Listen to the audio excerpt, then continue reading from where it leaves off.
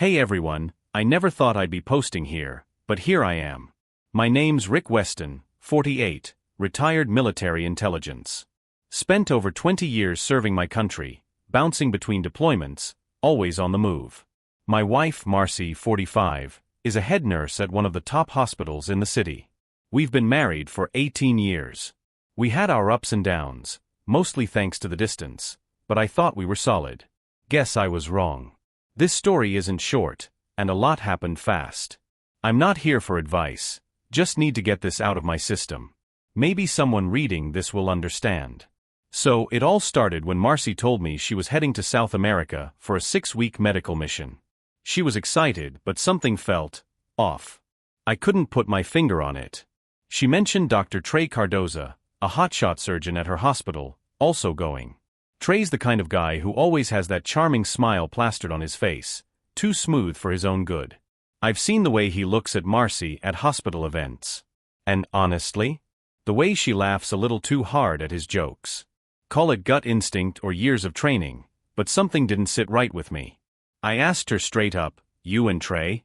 There's something going on." She rolled her eyes, gave me that tired smile. "Rick, don't start. He's just a colleague. You're being paranoid." Paranoid. Right. I let it go. What else could I do? She left 2 weeks later. The first few days, everything seemed normal. She called every night, sent me pictures of the clinic they were working at, the kids they were helping. But then, the calls became less frequent. The texts felt shorter, colder. One night, she said she was too tired to talk. The next, she didn't call at all. That's when the pit in my stomach grew. I had to know. So, I did what I do best. I made a few calls to some old friends. One of them, stationed in the area, owed me a favor. He checked out the hotel where the medical team was staying. What he told me confirmed every fear I had. Marcy wasn't staying in her room. She was sharing Trey's. I felt numb. Betrayed. But I wasn't about to sit around and cry about it. No, I had a plan. And if Marcy thought she could lie to me, she was in for a rude awakening. Oh, there I was, sitting alone in our quiet house, my mind racing. I didn't need any more proof, but part of me hoped my friend was wrong. I called Marcy that night. She answered, sounding cheerful. "Hey babe. Long day, sorry I missed your call." "Yeah?" I asked, trying to keep my voice steady. "Where are you now?" "In my room. Just exhausted," she said without missing a beat. I could feel my blood boiling, but I played it cool. "Get some rest then. Love you." "Love you too," she replied softly. A lie. Right to my face. I hung up, my hands shaking. I knew I couldn't confront her yet. No, I needed to be smart. Precise.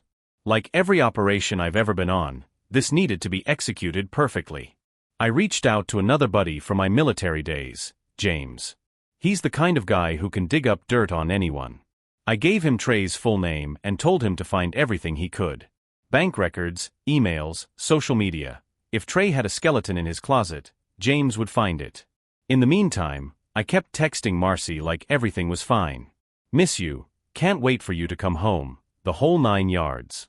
She responded like nothing was wrong. But each smiley face she sent felt like a slap in the face. Then came the first break. James called me 3 days later. "Rick, you're gonna love this," he chuckled. Turns out Trey wasn't the golden boy everyone thought he was. He'd been caught having affairs with 2 other nurses in the past, both married.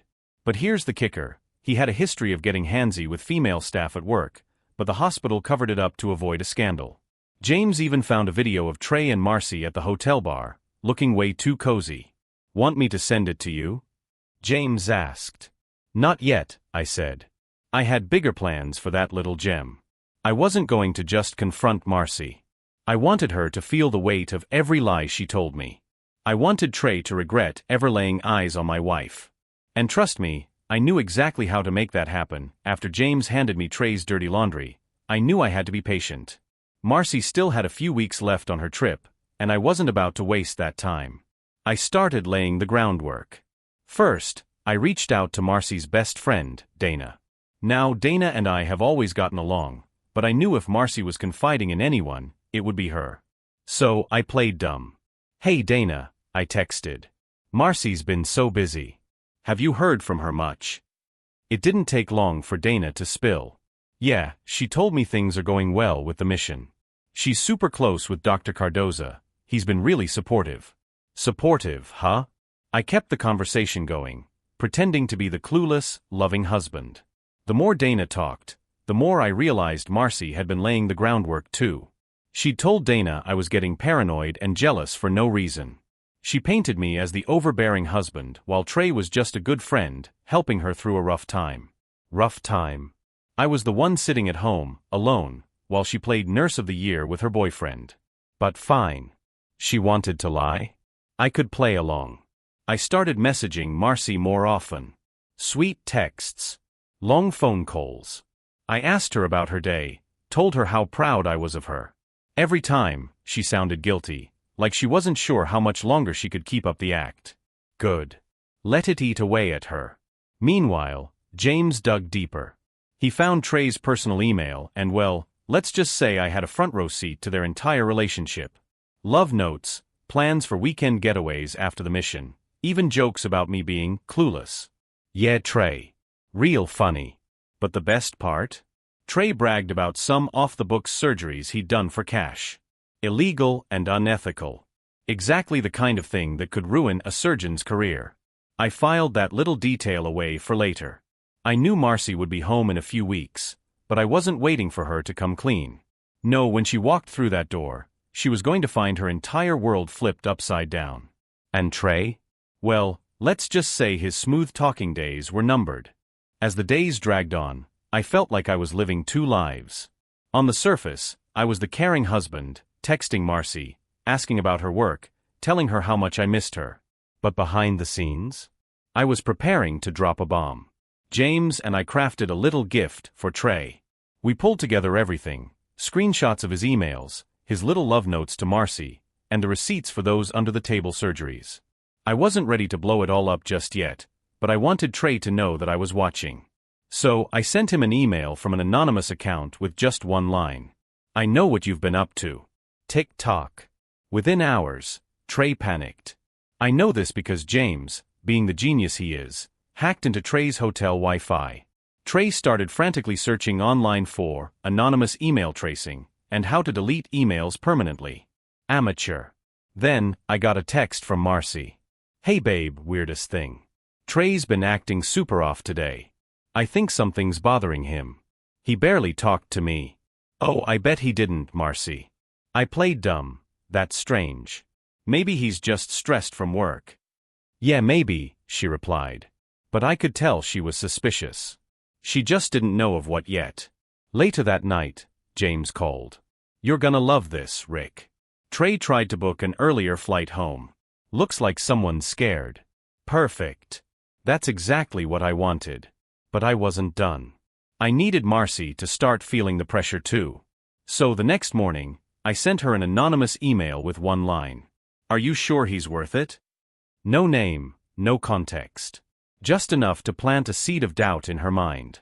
She didn't mention it to me, but her texts that day were different. Shorter. Nervous. Good. Let her wonder. The countdown had started.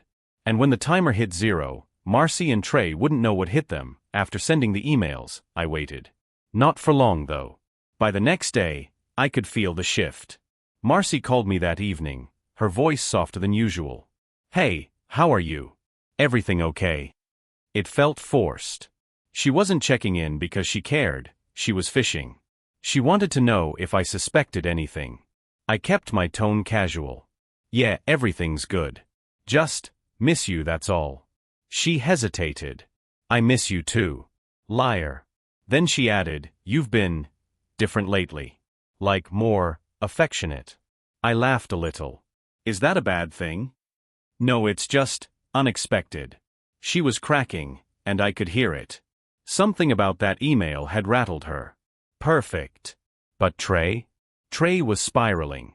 James kept me updated.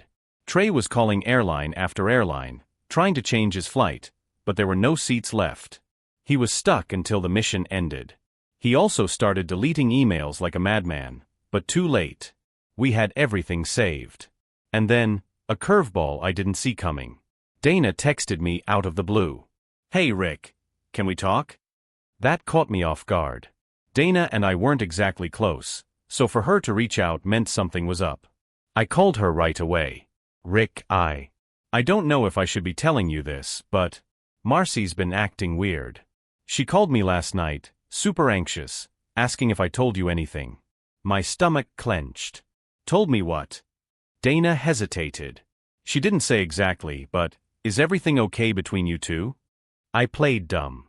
"Yeah, everything's fine." "Why?" "I don't know," Dana said. She just sounded scared. Like she thought something bad was about to happen. She was right. Something bad was about to happen. "Thanks for letting me know, Dana," I said calmly. "Appreciate it." I hung up, my mind racing. Marcy knew something was coming. She just didn't know what. Yet. But what she didn't realize was that the worst was still ahead. The days that followed were interesting. Marcy's calls became more frequent, almost like she was trying to gauge where my head was at. She'd ask random questions like, "Have you talked to Dana lately?" or "Everything good back home?" but never directly addressed what I knew she was thinking about. Trey, on the other hand, was losing his grip. James sent me updates almost daily. "Rick," James chuckled over the phone, "this guy is sweating bullets. He even tried to call the hospital's legal team yesterday. Looks like he's scared someone's gonna expose him." That someone was me, of course. But not yet. Then came the night Marcy slipped up. She called late, later than usual. Her voice was shaky. "Rick, I need to ask you something." "Sure," I said casually. Have you heard anything weird? About me, or Trey?" My heart pounded, but I kept my voice steady. "Weird? No. Why?" There was a long pause. "No reason," she whispered. I miss you. I love you." She was lying. And now, she was scared. I hung up and stared at my phone. She knew. Maybe not everything, but enough to feel the walls closing in. But the funny part? She still thought she could smooth talk her way out of this. Like I was some fool who couldn't see through her act. I started making my final moves. I contacted a lawyer, laid everything out, Marcy's affair, Trey's dirty secrets, and my plan. The lawyer listened quietly and then said, "You've thought this through. When do you want to serve her?" "On the day she comes back," I said without hesitation. "But that's in 2 weeks," the lawyer noted. "Exactly," I replied. "Plenty of time to make sure everything is perfect." I wasn't just ending a marriage. I was ending her facade. And Trey? His reckoning was coming too. The game was almost over, with the divorce papers ready and the clock ticking. I shifted my focus to Trey. Sure, ending my marriage was one thing, but Trey needed to feel the weight of his actions too. And trust me, I knew exactly how to make that happen. James had already dug up Trey's history, but I needed more. I reached out to an old contact from my Intel days, Callahan. This guy was a ghost, never left digital footprints, and could find dirt on anyone. "Need a favor," I told him over the phone. "Name it. Dr. Trey Cardoza. I want every skeleton in his closet." A day later, Callahan delivered. Trey had more than just a few shady surgeries. Turns out, he was under quiet investigation by the hospital for prescribing meds to people who weren't exactly patients. And guess who had all the proof now? Me. I didn't confront Trey directly. No, I sent him another anonymous email. "You're not just losing your job, Trey. You're losing everything. Enjoy your trip while it lasts." Marcy, on the other hand, was unraveling. She started calling more, texting more. She even sent me a long message about how much she loved me and how she couldn't wait to start fresh when she got back. Fresh? After betraying me? Please. But I played along. "Me too," I replied, with a smiley face. Each day that passed, I could feel the tension building. Marcy knew something was off, but she didn't know when the hammer would drop. Trey knew someone had him cornered, but not who. And me? I was sitting back, watching the pieces fall exactly where I wanted them. Then, a twist I didn't see coming. Dana called me again.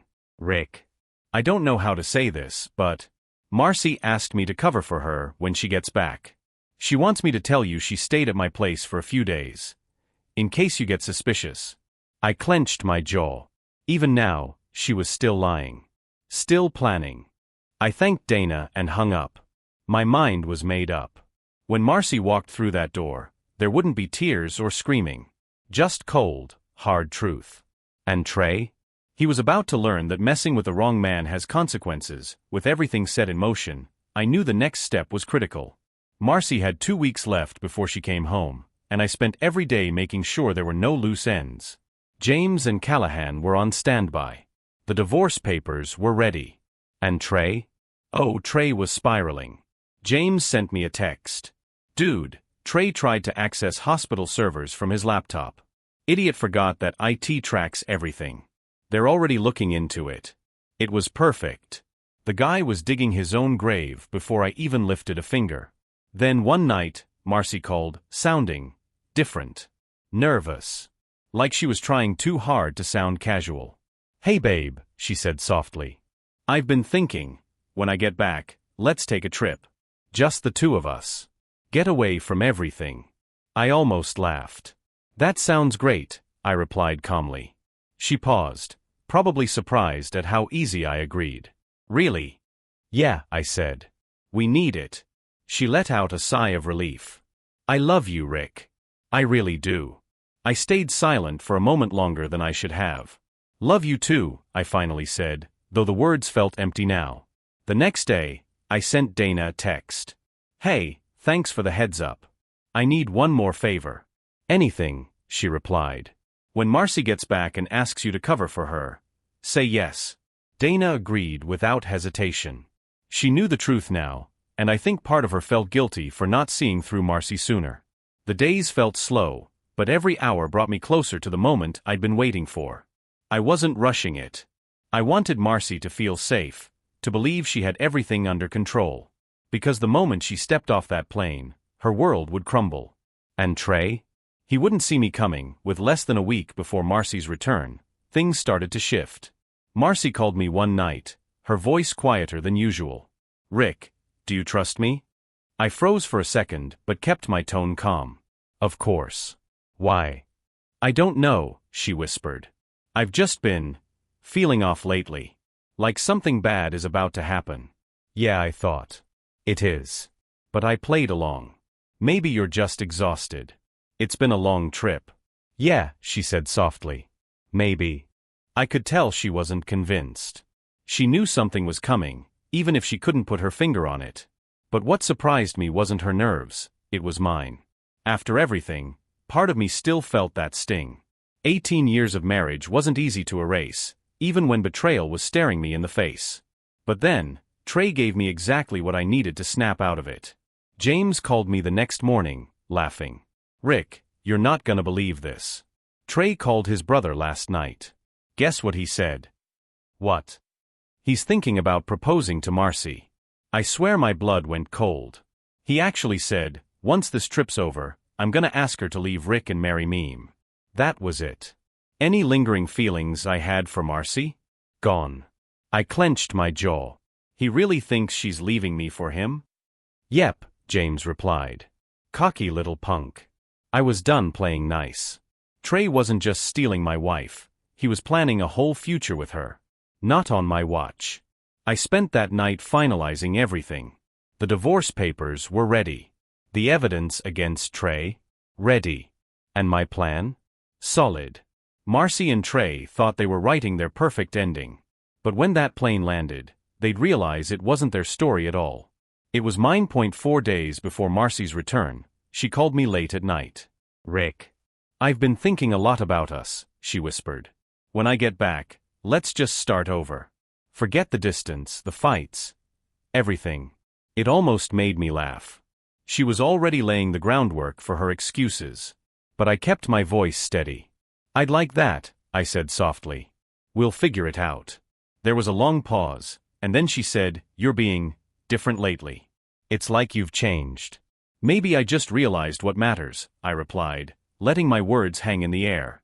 Yeah, me too, she said, almost like she believed it. After he hung up, I stared at the ceiling for hours. She was lying through her teeth, but part of me wondered, was she trying to convince me, or herself? The next morning, James called with another update on Trey. "You're gonna love this," he chuckled. "Trey tried to contact Marcy's phone last night after your call, but she didn't answer. He left a voicemail saying, 'I can't wait any longer. We need to tell him.'" I clenched my fists. Trey was getting desperate. Good. Then James added, "And get this, he bought a ring. Paid for it yesterday." That's when I knew I couldn't wait until the day she landed. I needed one last move to push them over the edge. So I sent Trey another anonymous email. "Go ahead. Buy the ring. But remember, weddings are expensive when you're unemployed." That same day, Marcy texted me. "Hey, I'm really tired. Might not call tonight." She was pulling away, probably trying to figure out who knew what. But it was too late. I had everything in place. And when that plane landed, both Marcy and Trey would wish they'd never met me. 3 days left. Marcy had gone quiet. No calls, no texts. Not like before. She was spooked. Good. James called me with another update. "Rick, Trey's in full meltdown mode. He tried to access the hospital system again. IT flagged him." Words spreading fast. I smiled to myself. Perfect. Also, James added, "I checked Marcy's messages. She's been texting Dana a lot. Asking if you've said anything. If you're acting different." Dana had kept me updated. "I told her you've been your usual self," she texted me, "but she seems paranoid." That's when I knew it was time for my final move before she got home. I sent Marcy another anonymous email. "Lies don't stay hidden forever. Tick-tock." That night, Marcy finally called. Her voice was shaky. "Rick, do you ever feel like someone's watching you?" I almost laughed. "No. Why?" "No reason," she whispered. "Just forget it. I love you." "Love you too," I replied, knowing this was one of the last times I'd have to say it. Meanwhile, Trey was unraveling. James found out that Trey had booked an appointment with the hospital board for the day after he returned. Probably to try and explain away his mess before it blew up in his face. Not that it would help him. I spent the next 2 days making sure every piece was in place. Dana was ready to cover for me if Marcy asked questions. The lawyer had the papers ready to serve the second she landed. And Trey? I had one last surprise waiting for him. As the hours ticked down, I felt calm. Focused. They thought they were playing me. But I had every move mapped out. And when they stepped back onto US soil, they'd realize it was checkmate. 2 days before Marcy's flight, I found myself pacing the living room. Not out of anxiety, no, that ship had sailed weeks ago. This was anticipation. Years of military operations taught me one thing: the moment before execution is when you feel everything the most. The calm before the storm. I sat down, staring at my wedding photo on the mantel. Marcy looked so happy, so genuine. And me? I looked like a fool who had no idea what was coming. I shook my head and turned the photo face down. James called me later that afternoon. "Rick, we've got a problem. Or maybe a gift." "What now?" I asked, already bracing myself. "Trey's panicking. He called a buddy of his at the hospital and asked him to clean up his records before anyone dug too deep. But guess what? His buddy recorded the whole call." I grinned. "You're kidding." "Nope," James replied, clearly enjoying this as much as I was. "Sent it to me this morning. It's damning." "Perfect," I said. "Send it to me. I know exactly what to do with it." That night, Marcy finally broke her silence and called me. Her voice was different, tired, almost defeated. "Hey," she whispered. "Hey," I replied, keeping my tone soft. "Everything okay?" "Yeah, just long day." "You've been quiet," I said casually, fishing a bit. She hesitated. "Just stressed, I guess. I miss home." "Almost time," I said gently. "We'll have plenty of time together when you're back." "Yeah," she replied, but I could hear the doubt in her voice. After he hung up, I sent Trey one last email with a recorded call attached. Good luck explaining this to the board. I didn't expect a reply. I didn't need one. The next morning, James called me laughing. "Rick, you're not gonna believe this. Trey called Marcy. Left a voicemail. He's losing it, man." "What did he say?" I asked. "He told her someone's out to get him, that he needs to leave the country for a bit to let things cool down.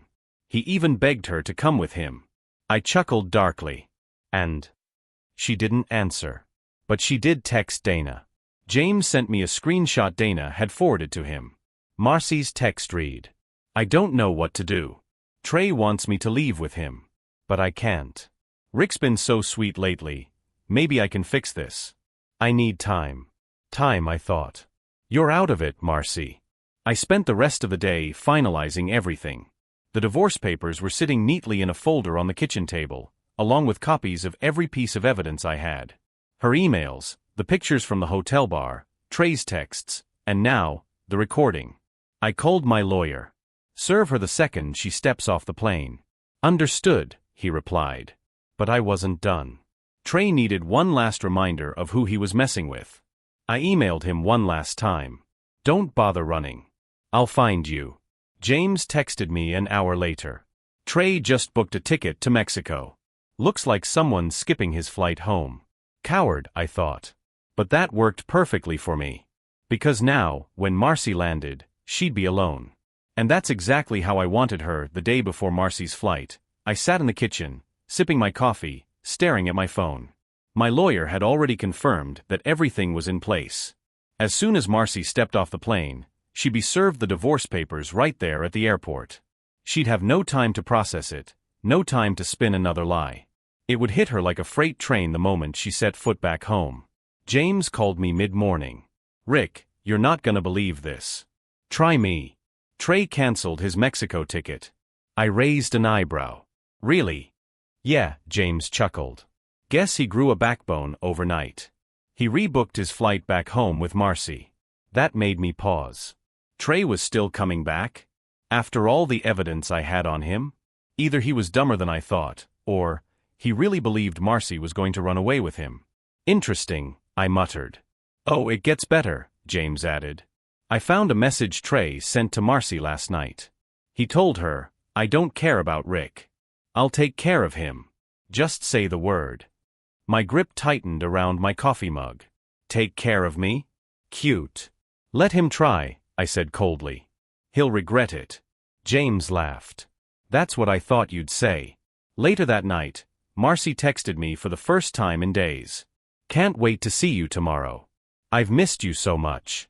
We need to talk. About everything." Everything. Right. I stared at her text, feeling nothing. The woman I had loved, built a life with, sacrificed for, she wasn't that person anymore. She was a stranger now. And strangers didn't deserve my trust or sympathy. I replied simply, "Can't wait to see you too." No smiley faces. No sweet words. Just a simple response that probably left her wondering what I was really thinking. The night felt long, but I didn't sleep much. I kept replaying every moment of our marriage in my head. The good times, the hard times, the moments that now felt like a lie. But the funny thing? I didn't feel sad anymore. I felt ready. The next morning, I got a text from Dana. She just texted me from the plane. "She's nervous, Rick. She knows something's up, but she doesn't know what." Good, I thought. Let her feel that unease. My lawyer called shortly after. "We're at the airport, Rick. Her flight lands in an hour." "Perfect," I replied. An hour later, my phone buzzed. It was Dana again. She just landed. She's about to go through customs. And then, silence. 10 minutes passed. Then 20. Finally, my phone rang. It was my lawyer. "It's done," he said simply. "We handed her the papers as soon as she stepped out. She didn't take it well." I smirked. "What happened?" "She froze at first," he explained. "Then she started crying. She asked if you knew everything. We told her yes. She wanted to call you, but, well, we told her it wouldn't change anything." I leaned back in my chair, exhaling slowly. Good. But I wasn't done. "Did Trey land too?" I asked. My lawyer hesitated. "No. Apparently, he never boarded the flight." I frowned. "What?" "Yeah," he said. "The flight landed without him. This wasn't part of the plan." After hanging up, I called James immediately. "Trey didn't land." "I know," James replied. I've been tracking him. He never got on the plane. Where is he? I asked, already feeling the adrenaline kicking in. James paused. He's still at the airport, in South America. Why? That's the weird part, James said. He booked a different flight, back home. But it lands later today. Something felt off. Trey wasn't one to play it safe, but this felt calculated. He's up to something, I muttered. Want me to keep digging? James asked. Yeah, I said firmly. I need to know what Trey's planning. Because whatever it is, it's not over. Marcy was back, but Trey wasn't. And that bothered me more than I expected. I sat in the living room, waiting. My phone hadn't stopped buzzing since she landed. Missed calls, voicemails, texts, all from Marcy. Rick, please talk to me. I can explain. It's not what you think. Please don't do this. I made a mistake, but we can fix this. Just give me a chance. Each message was more desperate than the last, but I didn't respond. Not yet. Let her sweat. But Trey was a loose end. And in my line of work, loose ends were dangerous. James called me in the afternoon. Got an update. Where is he? I asked immediately. He's on a flight, landing tonight, James replied. But that's not all. Guess who bought a ticket right after him? I frowned. Who? Marcy, James said. She booked a flight right after she got served. My blood went cold. So she's going after him? Looks like it, James replied. She booked it right after she left the airport. She's probably hoping to catch him when he lands. I clenched my jaw. Marcy wasn't just trying to explain herself to me, she was trying to run to Trey. Even after everything, she was still choosing him. Not gonna happen, I muttered under my breath. James chuckled. I figured you'd say that. I hung up and started making calls. I still had friends in high places, people who owed me favors. Trey thought he was smart, but I wasn't going to let him walk away that easily. Then, out of nowhere, Dana texted me. Rick, she's at my place. She's a mess. She doesn't know I told you everything. She's begging me to cover for her. I called Dana immediately. Keep her there, I said. Don't let her leave. I'll try, Dana replied, but Rick, she's determined. I grabbed my keys and headed out. If Marcy thought she could sneak out and meet Trey, she had another thing coming. When I got to Dana's place, Marcy was already at the door, suitcase in hand. She froze when she saw me. Rick, she whispered, tears streaming down her face. Please, let me explain. I stared at her for a moment, then shook my head. No more lies, Marcy. I know everything. Her lips trembled. I'm sorry. I never meant to hurt you. Save it, I snapped. You were about to run to Trey, weren't you? She shook her head violently. No. I just needed to talk to him. To end it. Don't, I warned. Don't insult my intelligence. She broke down sobbing. I messed up, Rick. I messed up so bad. But I love you. Not him. I wanted to believe her. But I couldn't. Then why did you book that flight? I asked coldly. She opened her mouth to speak, but nothing came out. Exactly, I said. I turned to leave, but she grabbed my arm. Rick, please. Don't do this. We can fix this. I pulled away. We're done, Marcy. She fell to her knees, sobbing. Please, don't leave me. But I did. That night, James called me again. Rick, you're not gonna believe this. What now? I asked, already exhausted. Trey never boarded his flight either, James said. I frowned. Then where is he? That's the thing, James replied. No one knows. A chill ran down my spine. Trey wasn't running, he was hiding. And I had a bad feeling I knew why I didn't sleep that night. My mind wouldn't let me. Marcy was here, begging for forgiveness, but her actions screamed betrayal. And Trey? He was out there somewhere, hiding, waiting. For what? I didn't know, but I wasn't about to sit back and wait to find out. I sat in my living room, staring at the darkness outside the window. The faint glow of my phone illuminated my hand as I scrolled through the countless messages from Marcy. Each one felt like a slap in the face. Rick, please pick up.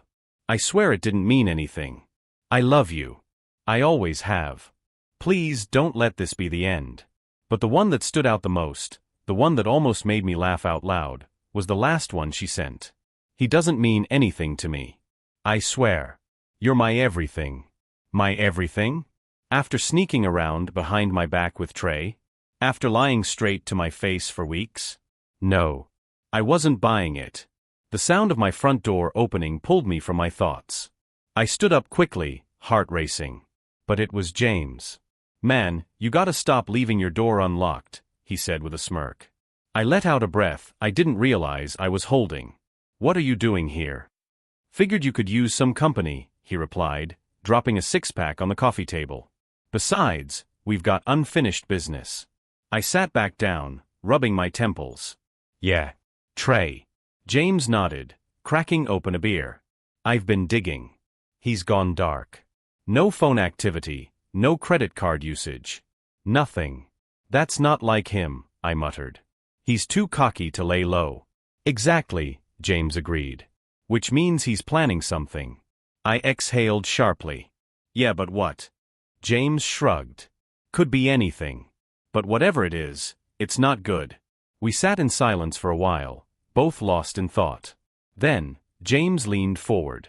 What are you gonna do about Marcy? I chuckled bitterly. What do you think? She's still trying to call you, he pointed out. Maybe she really is sorry. Doesn't matter, I said flatly. Sorry doesn't undo what she did. James nodded, sipping his beer. Fair. Hours passed, and James eventually crashed on my couch. But me? I stayed awake. My mind wouldn't let me rest. Trey was still out there. And as much as I wanted to move on, something told me this wasn't over yet. The next morning, my phone buzzed. It was Dana. Rick, she's still at my place. She's not doing well. Keeps crying, saying she lost everything. What do you want me to do? I stared at the message for a moment before replying. Let her cry.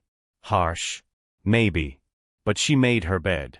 Now she had to lie in it. But before I could put my phone down, James's voice startled me. Yo, check this out. He handed me his phone, showing me a new email that had just come in. Rick. You think you've won. You haven't. See you soon. T. My blood ran cold. He knows, I muttered.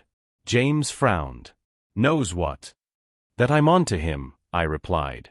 That I've got dirt on him. James shook his head. Nah, man. He wouldn't send that just because of that. This feels personal. I clenched my fists. It is personal. Yeah, James agreed, but not just because of Marcy. This guy's unhinged. I stood up, pacing. We need to find him. I'm on it, James assured me, already tapping away on his laptop. We'll find him. But hours passed with no leads. Trey had covered his tracks well. Then, late in the afternoon, my phone rang. Unknown number. I hesitated, then answered. Hello. A familiar voice chuckled on the other end. Hello, Rick. I froze. Trey. Surprised, he asked, his tone smug. Not really, I replied coldly. Figured you'd call eventually. Smart man, he said. Too bad being smart didn't keep your wife faithful. I gritted my teeth.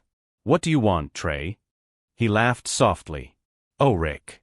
It's not about what I want. It's about what I'm going to take. And what's that? I asked, already tired of his games.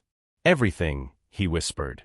I'm going to take everything from you, just like you took everything from me. I clenched my jaw. I didn't take anything from you, Trey. You did that to yourself. Did I? He mused. Funny. Because Marcy didn't seem too broken up about it when she was in my bed. That was it. I snapped. Listen to me, you smug little. But he cut me off. Careful, Rick. You don't want to lose your temper. Not yet. I forced myself to breathe. What do you want? I already told you, he replied. Everything. Then, the line went dead. I stood there, phone in hand, heart pounding. James looked up at me. What? It was Trey, I said flatly. James frowned. What did he say? That he's going to take everything from me, I replied. James scoffed. How? You've got the upper hand. Maybe, I said quietly. But Trey's desperate. And desperate men do dangerous things. James's face hardened. We'll find him. And when we do, he won't get the chance. The next few days were tense. Marcy kept trying to contact me, but I ignored her. My focus was on Trey. James and I scoured every lead, every contact, but Trey had vanished. Until one night, I got a text from an unknown number. Meet me at the old docks. Alone. Midnight. Or else. I showed James the text. Trap, he said immediately. Obviously, I replied. But I'm going. James shook his head. No way, man. Not alone. I'll be fine, I assured him. But I need you nearby, just in case. He sighed but nodded. All right. But be careful. Midnight at the docks was as cliché as it got. Dim lights, cold air, the sound of water lapping against the pier. I stood there, waiting. And then, Trey stepped out of the shadows, a cocky grin on his face. Rick, he greeted. Glad you could make it. Cut the crap, Trey, I snapped. What do you want? He smirked. Closure. I laughed bitterly. You want closure? Fine. You're a home-wrecking coward. There's your closure. His grin faltered. Careful, Rick. I might take offense to that. Good, I shot back. I'm counting on it. He stepped closer. You ruined everything for me. I chuckled. No, Trey. You ruined it yourself. He lunged at me, but I was ready. Years of training kicked in as I sidestepped him, grabbing his arm and twisting it behind his back. Not so cocky now, huh? I growled. Let go, he hissed. Or what? I challenged. You gonna cry? He struggled, but I held him firm. Then, James appeared, gun drawn. End of the line, Trey. Trey froze. Whoa, no need for that. James smirked. Thought you wanted closure? I pushed Trey away, making him stumble. Run, I warned him. But I'll always find you. He glared at me. This isn't over. Yes, it is, I replied coldly. For you. James called the cops. Trey was arrested that night for his illegal activities. As they hauled him away, he stared at me with pure hatred. But I didn't care. It was over. The next day, Marcy showed up at my door, tear-streaked and desperate. Rick, please. I'm sorry. I stared at her for a long moment. Then I said, I'm not. And I closed the door. I wasn't angry anymore. I wasn't hurt. I was free. And sometimes, that's the best revenge of all.